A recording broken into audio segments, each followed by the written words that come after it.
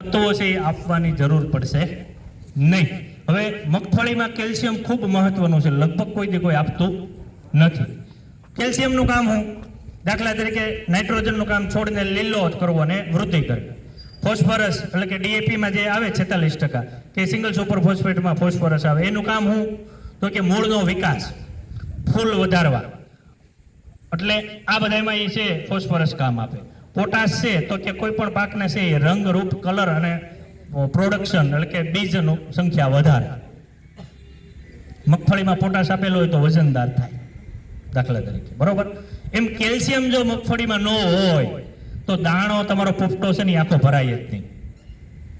જે આમ વેપારી હાથમાં લઈને આમ ખખડાવે, બરોબર, ઝીણો દાણો થાય ને, એ કેલ્શિયમની ઉણપને કારણે થાય। બીજું, ભૂલ ન્યા કરીએ કે ઘણીવાર આપણે આપીએ પણ કુદરતી રચના એવી છે કે મગફળીને 30 દિવસ સુધી છોડ છે એ કેલ્શિયમ મૂળ વાટે લઈ શકશે।